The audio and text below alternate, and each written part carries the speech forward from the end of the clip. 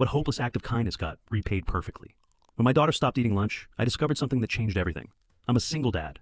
Have been for 6 years now, ever since my wife passed. It's just me and Sarah, figuring things out together. Money's always tight, but we make it work. Sarah's in 4th grade at Riverside Elementary, and honestly, that school has been our lifeline. So when she came home starving for the 3rd day straight, raiding the fridge before even putting down her backpack, I knew something was wrong. Sarah, what's going on? Why aren't you eating lunch? She looked at me with those big watery eyes, and just broke down. Mrs. Harrison is losing her apartment, Dad. She has to be out in 5 days. I knew Mrs. Harrison. Every parent did. She was the teacher who kept granola bars in her desk for kids who forgot breakfast. The one who stayed late tutoring anyone who needed help, never checking if parents could pay. When school started this year, Sarah's backpack had shown up stuffed with new supplies I definitely hadn't bought. That's terrible, sweetie, I said. But what does that have to do with lunch? She wiped her nose. The whole class is saving our lunch money for her. If everyone gives $3 for 5 days, that's $15 each, times 22 kids. She counted on her fingers. $330 total. She pulled out a crumpled envelope with $9 inside. Marco's mom calculated it. That's enough for a security deposit so Mrs. Harrison can get a new place. My heart sank. These kids actually believed their lunch money could stop an eviction, that $330 would fix everything. They had no clue about first month's rent, last month's rent, application fees, moving trucks. Mrs. Harrison can't know, though, Sarah added quickly. She'd make a stop and use the money for food.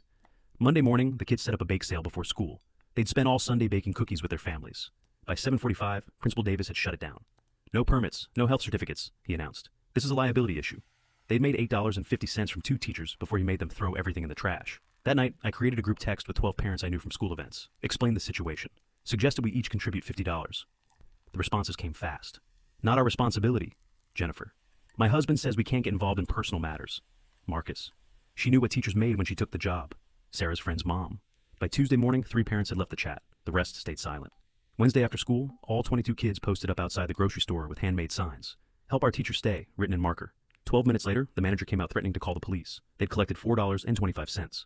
Sarah came home exhausted, but determined. We'll try something else tomorrow, Dad. Thursday during pickup, I watched them set up in the parking lot. They'd brought toys from home to sell, Pokemon cards, favorite books, stuffed animals. They made $23 before Principal Davis appeared. This ends now, he announced loudly so every parent could hear. Any student doing unauthorized fundraising will face suspension.